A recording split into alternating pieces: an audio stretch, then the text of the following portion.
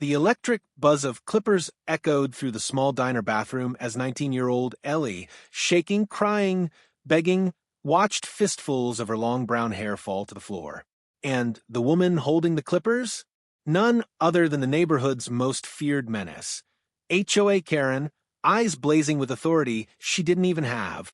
Rules are rules, she hissed, forcing Ellie's head down as she shaved the last strip clean, ignoring the girl's trembling voice begging her to stop. The humiliation was deliberate. The cruelty was intentional. And Karen thought she had won until the diner door slammed open. Heavy boots, a shadow falling across the hallway, a voice like ice cutting through the room. "Where's my wife?" That was the moment everything changed. Because Ellie wasn't just a waitress. She was married to a Mafia boss, and he had walked in at the exact moment Karen destroyed the one thing she should have never touched. If you're watching this, take a second to imagine this scene happening in your own neighborhood. A simple diner, a young waitress working an extra shift, and a woman who believes the entire world must follow her demands. Today's story reveals the nightmare Ellie endured when HOA Karen shaved her head over a so-called community rule, completely unaware of the storm she was about to unleash. But before we dive deeper, I want to ask you something. Which city are you watching from? Drop your city name in the comments. I love seeing how far these stories travel across the USA. And while you're here, make sure to hit that subscribe button so you never miss the powerful, emotional, eye-opening stories we create. Because this one will shake you. Now let's start exactly where everything went wrong. At the moment Karen decided that humiliating Ellie was her duty, not knowing she was seconds away from facing a man feared in 3 states. Ellie had always been the kind of girl whose smile made people soften the moment they saw her, gentle, respectful, and hardworking, the type who remembered every regular customer's order and stayed after closing time to wipe tables twice just to help the older staff. That morning shift at Willow Creek Diner should have been ordinary. Refill coffees, serve pancakes, laugh with the kids who loved her. But everything went wrong the moment HOA Karen marched in with her oversized sunglasses, clipboard tucked under her arm like she owned the entire town. Karen didn't even live in the neighborhood near the diner, but she still behaved like the world revolved around her list of rules that nobody ever agreed to. Ellie was wiping down a counter when Karen snapped her fingers. "You," she said sharply, as if commanding a pet, "come here." Ellie forced a polite smile, though unease prickled along her arms. "Yes, ma'am. How can I help?" Karen didn't answer with words. She pointed at Ellie's hair. That is a violation." Ellie blinked in confusion. Her long hair was tied neatly into a braid. A violation of what? Karen lifted her chin with a smugness only found in people who believe they controlled everyone else.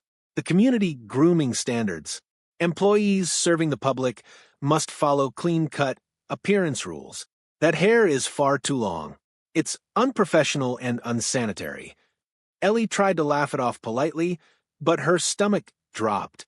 "Ma'am, this is my workplace. There's no rule like that here." Karen's eyes hardened. "There is now." And just like that, she pushed past Ellie and stormed behind the counter, something customers were absolutely not allowed to do.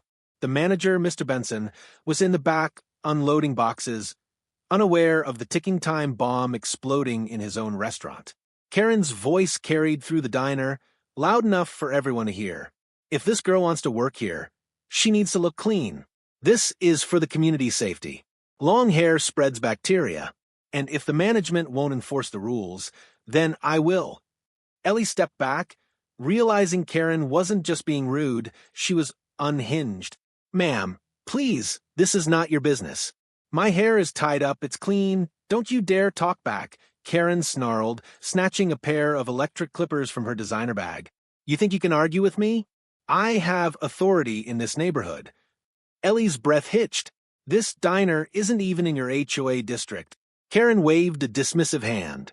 "Rules are rules. Standards are standards. And girls like you don't get to question them."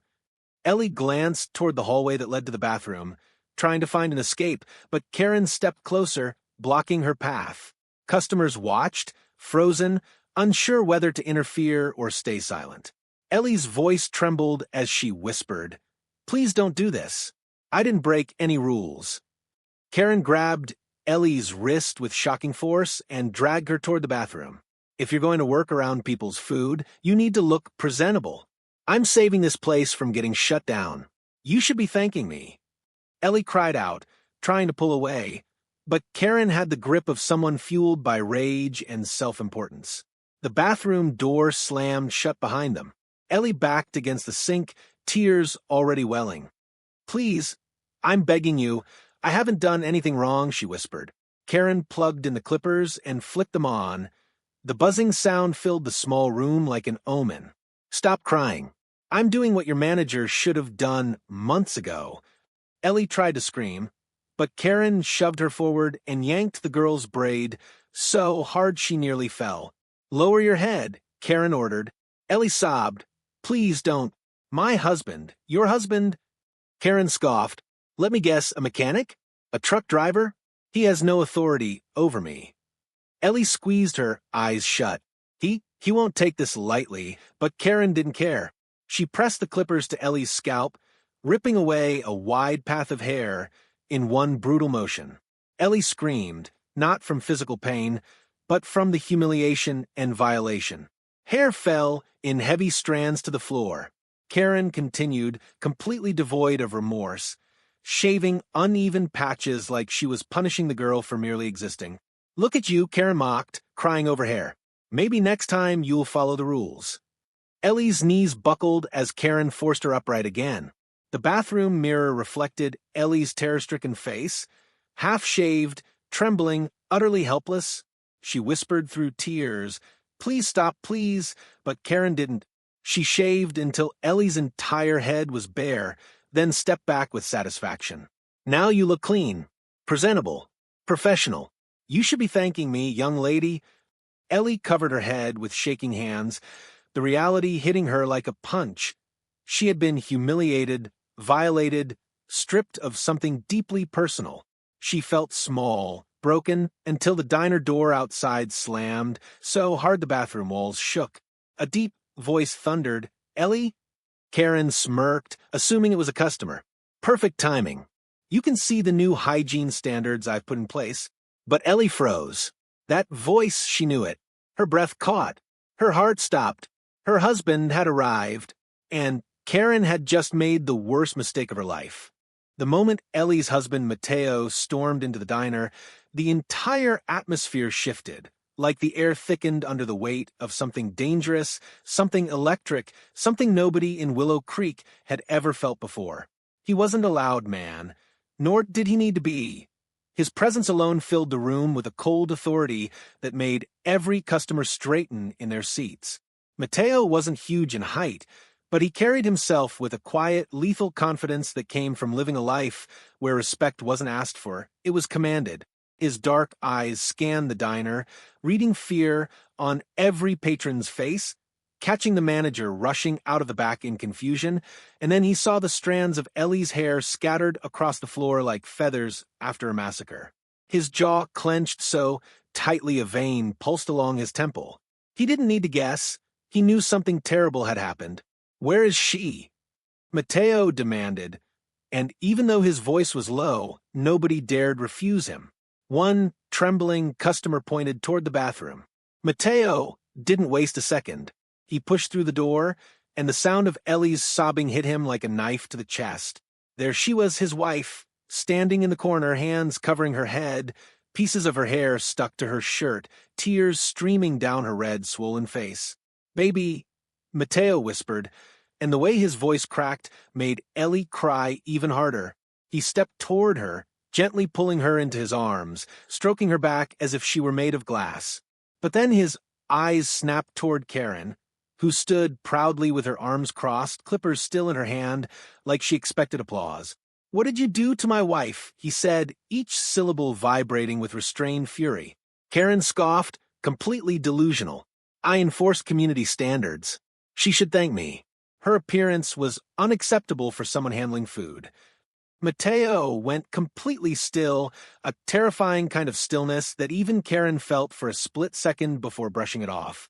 You assaulted her, he said quietly. You humiliated her. Karen lifted her chin. I corrected her. You people don't understand structure. Rules exist for a reason. Mateo exhaled slowly, and the silence grew thick enough to choke on. Then he pulled out his phone and dialed 911 with hands that didn't shake, not because he wasn't angry, but because he was beyond it, in a place of cold calculation.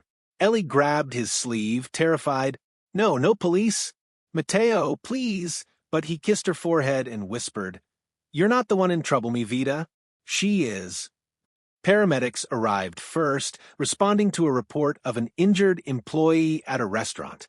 When they saw Ellie's shaved, reddened scalp and her trembling body, the lead medic's expression hardened. Miss, did someone physically force you to do this? Ellie's tear-filled eyes flicked to Karen instinctively. Karen immediately stepped forward. She volunteered, she said confidently. It was for hygiene. She knows her hair was a health hazard. Mateo's jaw twitched. She volunteered, he repeated slowly as if tasting the lie. Karen nodded. Yes, and honestly, she was overreacting, crying like a child. I helped her. The paramedic exchanged a look with his partner, a look that said this woman is insane.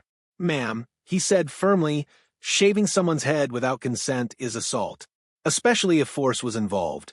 And this young woman is clearly traumatized. Karen folded her arms. You medics always exaggerate. She's fine.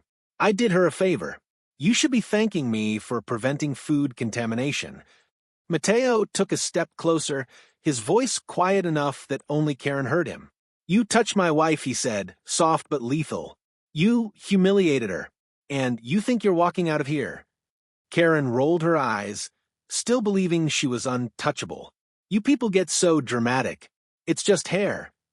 Ellie flinched at those words, and Mateo felt something inside him snap, not loudly, not visibly, but silently the way a volcano cracks beneath the earth before the eruption. The police arrived seconds later, called by the paramedics who suspected assault. When the officers stepped inside, Karen immediately marched toward them like a queen addressing her guards. Officers, I'm glad you're here, she said smugly. This girl, she jabbed a finger at Ellie, refused to follow hygiene rules, so I stepped in. The husband is causing a scene. The officers hesitated. They had seen a lot in their careers, but never a woman proudly confessing to an assault. Ma'am, one officer asked slowly, Are you saying you shaved this woman's head? Karen nodded confidently. Yes, someone had to enforce standards. The officer blinked. You do realize that's illegal. Karen scoffed. Not when it's justified. Mateo stepped between them, his body forming a barrier around Ellie. Officer, he said calmly, I need you to note every injury on her scalp.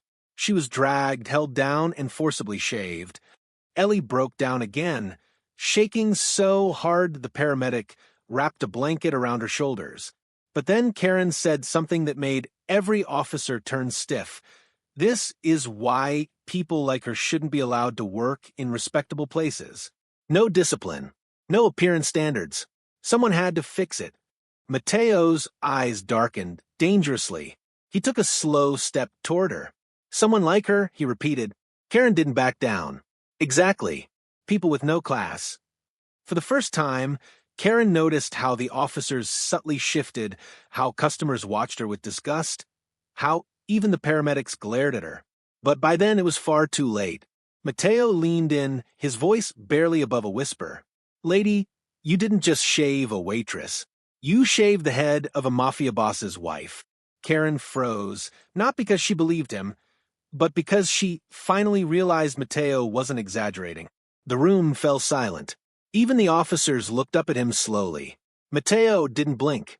And you, he whispered, have no idea what you've unleashed. The moment Karen realized who she had just laid hands on, her painted-on confidence began to crack, not all at once, but slowly, like ice splitting under pressure. Her eyes darted around the diner, searching for someone, anyone who might defend her. But every single customer she had insulted, bullied, or embarrassed over the years was suddenly standing a little taller, emboldened by Mateo's presence. Mrs. Thompson, the elderly woman who always sat in booth 3, gripped her cane tighter, and glared with a fury she had held in for months. "I saw what she did," she declared loudly, her voice trembling not with fear, but with righteous anger. That poor girl begged her to stop. Another man stood up, Mr. Miller, a contractor who Karen once tried to fine for having a lawn too green. "She dragged Ellie like she wasn't even human," he growled. "That woman is a menace." Suddenly, voices rose from all corners of the diner, finally free to speak after years of being too scared to stand up to Karen's harassment. "She threatened to tow my car for parking near my own house. She followed my teenage son home because she didn't like his backpack color. She fined me for having Christmas lights that were too cheerful." Each confession grew louder, building a wall of truth around Karen so thick she couldn't escape. Karen's face flushed red, not from embarrassment, but from pure rage at losing control. "These people are lying," she screeched, pointing wildly around the diner. "They've always been jealous. Jealous because I'm the only one willing to maintain order in this filthy, lazy community." The officer nearest to her raised an eyebrow. "Ma'am, I think you should stop talking." But Karen couldn't. Years of her imagined authority were slipping away like sand, and she was desperate to claw back whatever she could. "You're all ungrateful," she barked. "Everything I did was for this community." And that girl, she jabbed a shaking finger toward Ellie, who sat wrapped in a blanket at a corner booth, leaning into Mateo's chest. "She broke a rule. I corrected her." The outburst only fueled more anger. A teenager, one Karen had once accused of lowering neighborhood property value because he skateboarded, stepped forward. "I recorded the whole thing," he said, lifting his phone. Karen's eyes widened. "Delete that right now," she screamed, but the officer stopped her. "Ma'am, that's evidence." The entire diner felt the shift. This wasn't just a humiliating incident anymore. It was a case building against Karen from every angle. And then came the most damning witness of all. Mr. Benson, the diner manager, emerged from a back office, pale and shaking as he surveyed the mess, the hair everywhere, the clippers still buzzing faintly on the counter, Ellie's trembling form. For years, Karen had terrorized him too, calling the health department every time she didn't like a server's makeup or when she thought a napkin dispenser was misaligned. But today was different. He swallowed hard and stepped forward. "Officers," he said, voice cracking, "I saw part of what happened." Karen barged behind the counter without permission. She grabbed Ellie without warning. Ellie begged her to stop. Ellie's tears fell again, but Mateo held her closer. Mr. Benson continued, "I froze. I didn't know what to do. Karen threatens to shut us down every time she walks in. I should have stepped in. I'm so sorry, Ellie." His words triggered something in the crowd, guilt, outrage, empathy, all mixing into a storm of emotions. The officer looked at Karen with growing disbelief.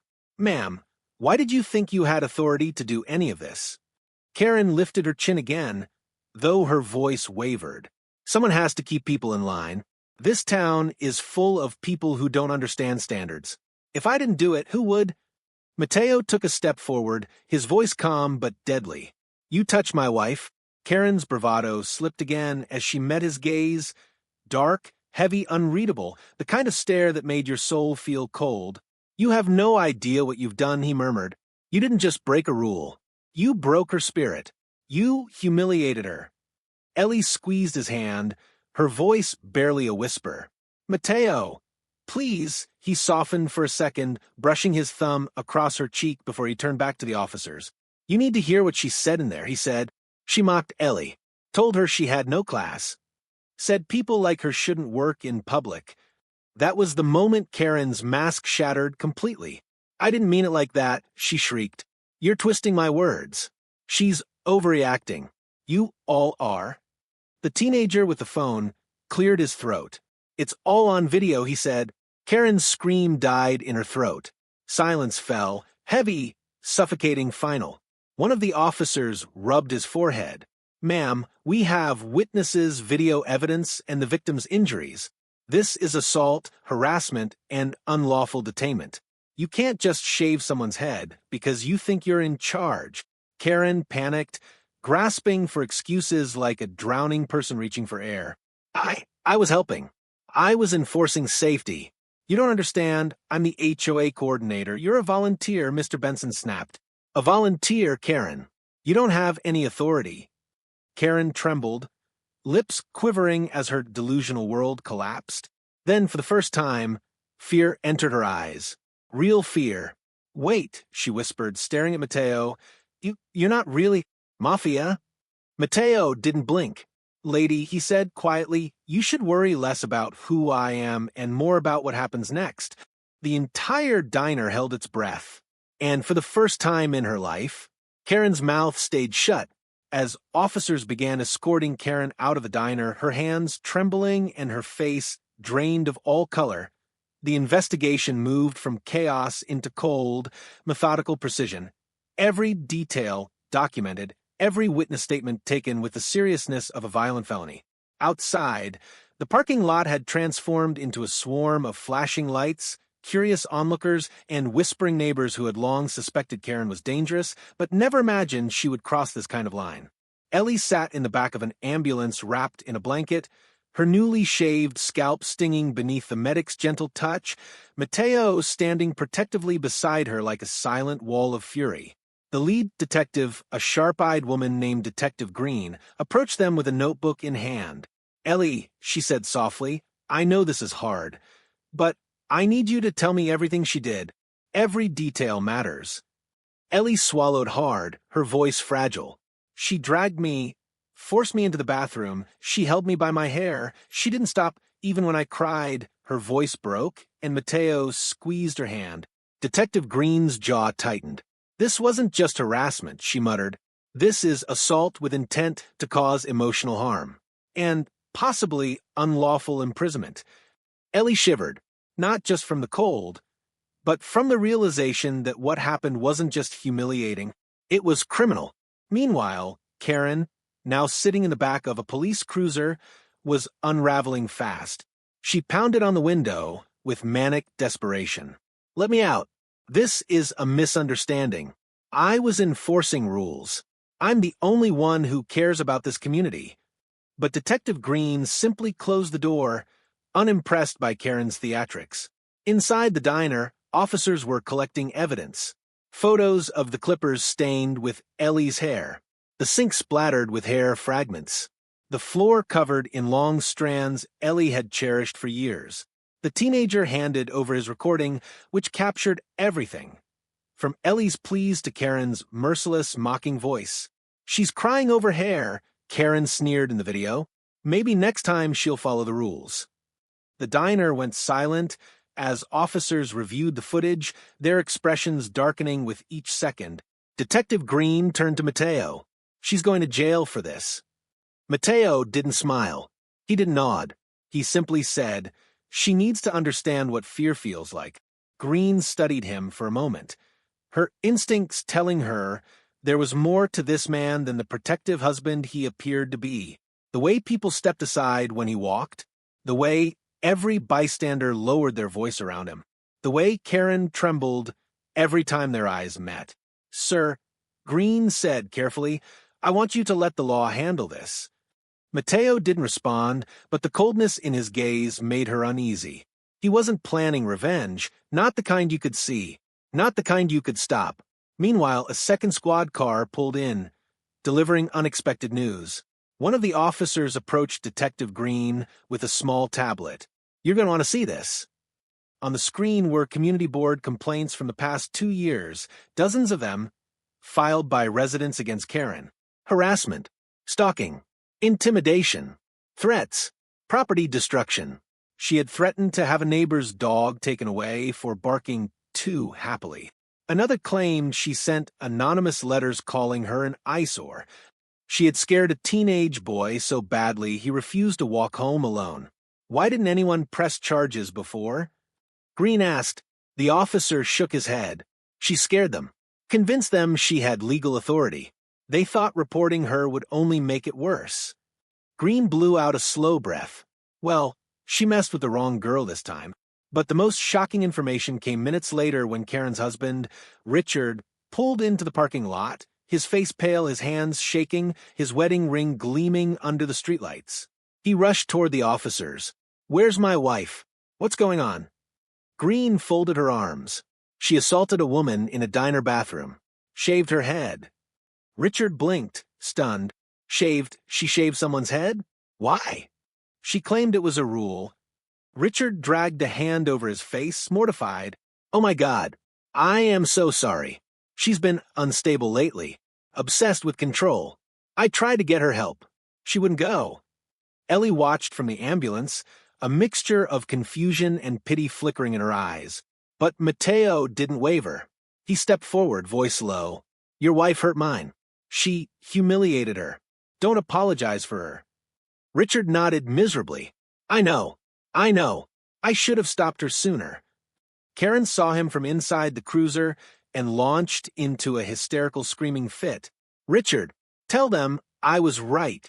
Tell them I was enforcing standards." Rickard. But he didn't go to her.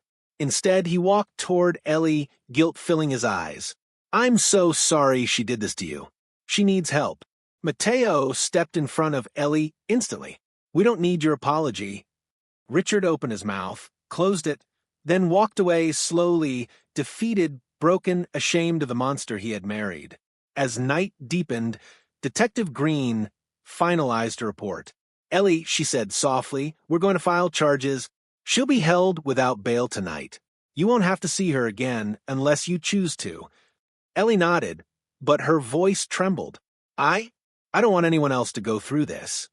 Green placed a hand on her shoulder. "They won't. Not anymore." But then came the final twist of the night, one nobody expected. Another officer approached Green.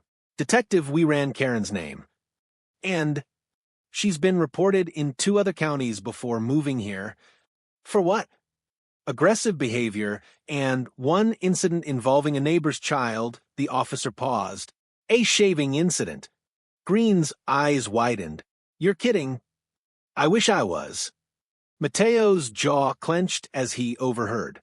"She did this before?" The officer nodded. "Looks like Ellie wasn't the first." And that was the moment Matteo stepped away from the ambulance, his voice calm but chilling. "Then she won't be the last, unless someone makes sure she never hurts anyone again." Green turned slowly. "Matteo, the law will handle her." He didn't answer, but Ellie felt a shiver run down her spine. Because she knew that tone, that look, that calmness. Matteo was planning something Karen would never forget if she survived it. Ellie thought the nightmare would end once Karen was taken away in handcuffs. But what she didn't know, what nobody in Willow Creek knew, was that this attack was only the beginning of a much darker truth unraveling beneath the surface. After hours at the hospital, after the scalp treatment, after Matteo stayed by Ellie's side, refusing to let go of her hand, Detective Green returned with a grave expression that immediately set off alarms in Ellie's chest. "I need to talk to you both privately," she said, closing the door behind her. Ellie sat up straighter, clutching Matteo's hand tighter. "Is Karen being released?" she whispered fearfully. Green shook her head. "No, this is something else. Something I didn't expect." She pulled out a small folder and slid it across the table. We dug deeper into Karen's history. Ellie's heart pounded. Matteo's eyes narrowed. Green continued. Karen didn't move to Willow Creek randomly. In fact, she was following someone. Ellie blinked. "Following who?" Green hesitated a beat before answering. "You." The room froze. Ellie's mouth opened, but she couldn't produce sound. Matteo leaned forward, voice low and dangerous. "Explain. Now." Green took a breath. "Ellie, Karen filed multiple complaints about you before you ever worked at the diner. She tracked your social media. She wrote emails to her previous HOA board about a girl who would bring disorder wherever she went. When she moved here, it seems she already knew your face." Ellie felt a cold panic crawl up her spine. "Why me? I never met her before." Green nodded slowly. "That's the part that doesn't make sense. There's no direct connection between you two, except for one thing." She turned to Matteo. "Your last name." Matteo's expression shifted, something dark flickering in his eyes. My last name. Green opened the folder. Inside were records, printouts, emails descending into obsession. Letters from Karen complaining about dangerous families, about criminal bloodlines, about wives connected to organized crime. Ellie covered her mouth in disbelief. She targeted me because of Mateo? Green nodded. She believes your husband is a threat to the moral structure of every community he lives in. She's obsessed with the idea of eliminating anything that looks like power outside her control. Mateo's jaw tightened, a storm brewing behind his eyes. She touched my wife because she wanted to punish me. Ellie whispered, "But how would she know about your past?" Mateo didn't answer at first. When he finally spoke, his voice was low enough to send chills through the room. My past has enemies. Karen wasn't one of them. Green looked between them. This goes deeper. We found anonymous reports Karen tried to file with federal agencies about you, Mateo, claims about illegal activity, all false but detailed. Ellie's breath caught. She was trying to get Mateo arrested or removed, Green said. She wanted you isolated, vulnerable, dependent on her rules. Ellie felt sick. Karen hadn't attacked her spontaneously. She had planned it, studied her, targeted her, and the shaving wasn't about rules. It was about humiliation, dominance, revenge against Mateo. But that wasn't the biggest twist. Not even close. Green lowered her voice. There's more, and this part is complicated. She placed a photograph on the table. Ellie leaned in and gasped. Mateo's face drained of color. The picture showed a young Karen, almost 20 years younger, standing beside a man whose face Mateo instantly recognized. You know him? Green asked. Mateo nodded slowly. Yes, he was involved with the Sorelli family before I left the organization. Ellie stared at him, shock making her chest tight. Mateo, what does that mean? He swallowed hard. That man was one of the people who tried to take control of my father's territory. He disappeared years ago. Green nodded grimly. He didn't disappear. He died, and the person who reported seeing him last was Karen. They had a relationship. Ellie's stomach flipped. So Green nodded. She blamed your family. And when she found out you lived here, she became fixated. She built a fantasy in her mind that punishing you, controlling your wife, humiliating your family, was her way of avenging him. Ellie's hand trembled. Mateo squeezed it gently. She wanted to hurt Ellie to hurt me. Exactly, Green said. She planned this. She waited for the opportunity. And she believed shaving Ellie's head was symbolic, stripping away dignity in the way she believed your family stripped her lover of his life. Ellie's voice cracked. But Mateo had nothing to do with. Mateo shook his head. My family had enemies. I walked away from that life years ago, but shadows from that world never fully disappear. Green wasn't finished. She pulled out a final sheet of paper. The emails Karen sent in the last month, she wrote about finishing what the organization started and eliminating the influence of criminal bloodlines. She believed punishing you and hurting Ellie was justice. At that moment, Ellie understood something horrifying. Karen didn't think she was the villain. She thought she was the soldier, the avenger, the hero of her own deranged story. Ellie pressed her hands to her face, fighting sobs. She hated me before she even met me. Mateo wrapped an arm around her, rage simmering beneath his calm exterior. She built an obsession around us. Green nodded, and she will likely face additional mental evaluation. But Ellie, Mateo, you need to understand, this wasn't random. She planned it. She followed you across counties. She targeted your family. Mateo stared at Green. What are you saying? Green met his gaze steadily. I'm saying she didn't just assault Ellie. She took a breath. She hunted her. The room went silent, heavy, final. Ellie leaned into Mateo, trembling, and Mateo, whose entire life had been spent protecting what he loved, felt something dangerous ignite inside him. Because Karen hadn't just attacked Ellie. She had declared war. And Mateo had never lost a war. The days following the attack unfolded like a storm descending over Willow Creek, slow at first, then thunderous.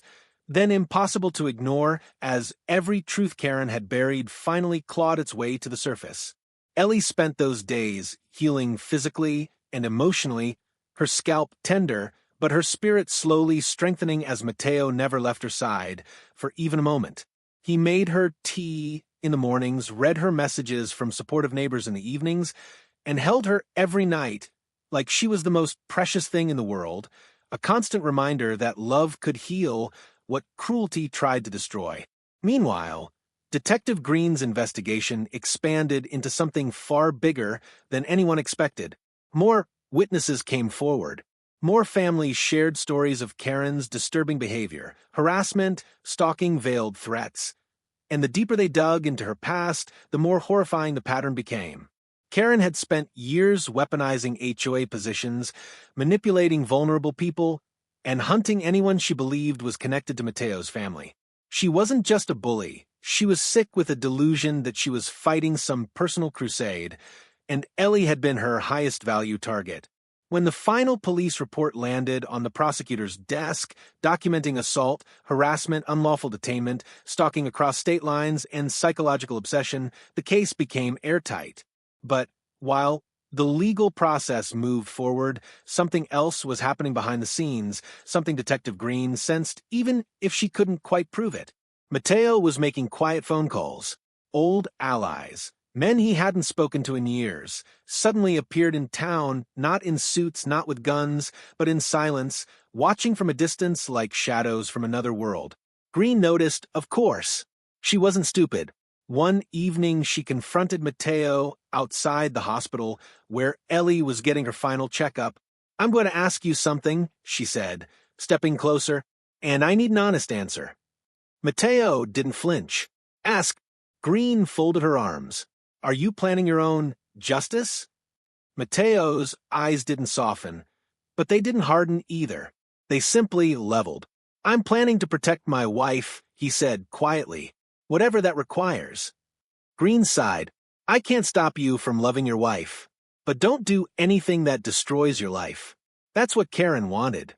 Something flickered in Mateo's eyes. Pain, anger, restraint. "I walked away from that world," he said. "But when someone targets the woman I love, it wakes something up. Something I hoped I'd buried." Green didn't push further. She simply said, "Let the law finish this. She's already lost." And she walked away. But Mateo's world didn't operate the way hers did.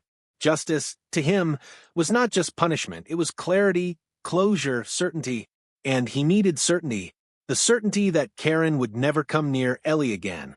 That night, Karen was transferred to a psychiatrical facility for evaluation. She screamed the entire way, shouting about justice, about unfinished missions, about criminal bloodlines. But the moment she arrived, something changed. Because waiting inside, calm, silent, unreadable, was Richard, her husband, his shoulders slouched under years of exhaustion.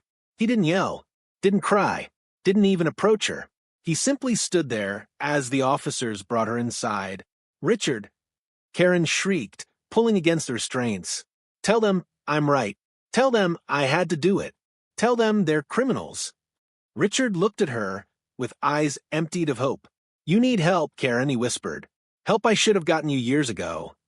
She froze, not because she believed him, but because it was the first time he ever chose truth over enabling her fantasy. That night was the first time Karen truly felt the loss of control she'd inflicted on others for so long. Meanwhile, back at the hospital, Ellie was finally cleared to go home.